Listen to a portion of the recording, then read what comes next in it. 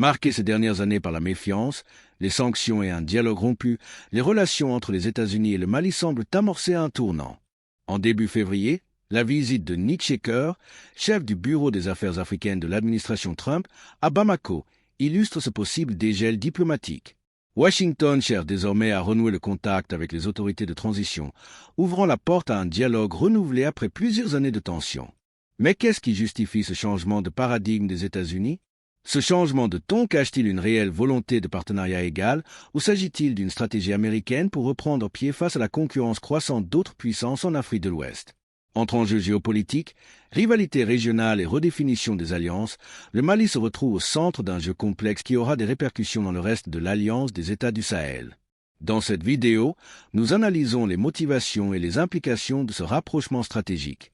N'oublie pas de liker, t'abonner et activer la cloche de notification pour rester informé de l'actualité. Lucas Baki, comment expliquez-vous ce changement de ton soudain de la part du département d'État américain alors que les relations étaient au point mort?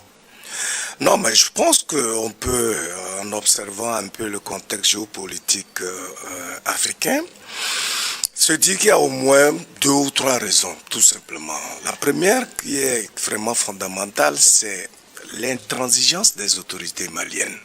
C'est leur rigueur, leur fermeté et leur cohérence par rapport au concept de la souveraineté. Voyez-vous, lorsque Assimi Goïta était arrivé au pouvoir, il avait commencé à définir de nouveaux paradigmes par rapport à sa gouvernance, prônant justement cette question de souveraineté, de respect des intérêts des Maliens et puis bon, des choix stratégiques qu'ils opèrent en lien avec les intérêts des Maliens. Écoutez, ces puissances impérialistes avaient tendance à se moquer même de cette philosophie, en tout cas de cette vision qu'il était en train d'imprimer parce que il considérait qu'il était plutôt un amuseur de galeries. Il n'a pas les moyens qu'il fallait pour pouvoir implémenter cela et imposer une telle posture justement aux puissances occidentales. Mais chemin faisant, on constate que, écoutez, le régime d'Assimi Goïta est resté cohérent, constant, et puis suffisamment rigoureux par rapport à cette philosophie-là.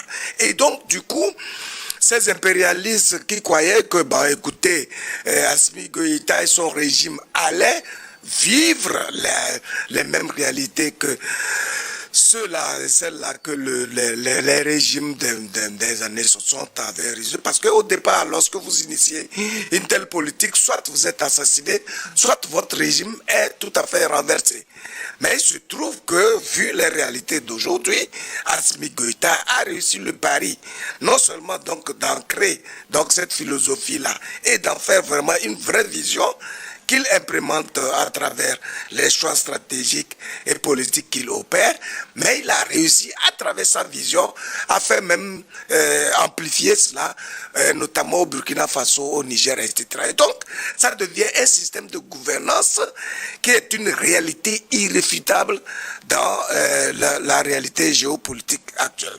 La deuxième raison, c'est qu'ils ont eu la lucidité d'avoir des partenariats stratégiques très importants, notamment avec un pays comme la Russie.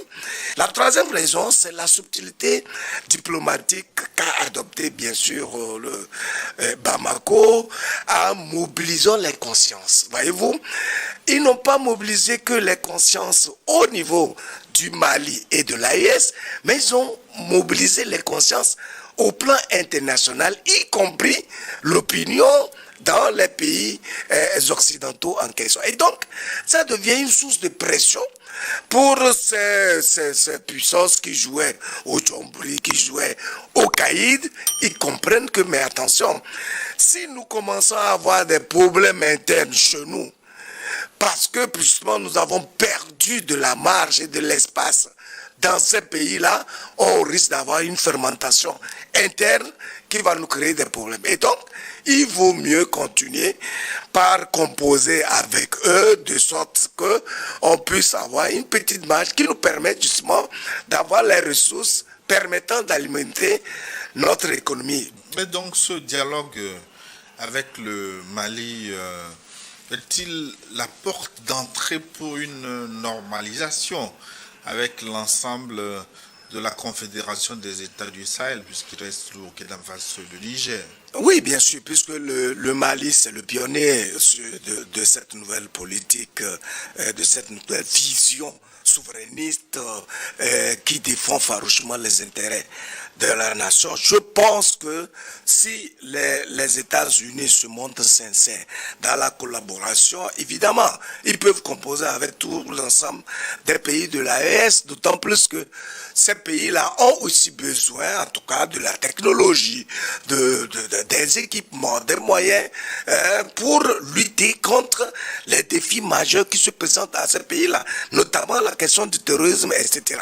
Mais puisqu'ils ont déjà été mordus, justement par la mauvaise foi de ces puissances occidentales et leur façon à composer d'intelligence avec les terroristes juste pour disloquer donc ces États et les empêcher d'être des pays construits, il va falloir être suffisamment vigilant. Et c'est en cela qu'on se félicite de ce que, malgré toutes les épreuves qui sont dressées contre ces États, malgré la conspiration internationale qu'il y a contre ces États, ils ont réussi à garder le cap, ce qui n'était pas évident. Je pense que le pire est derrière ces États-là.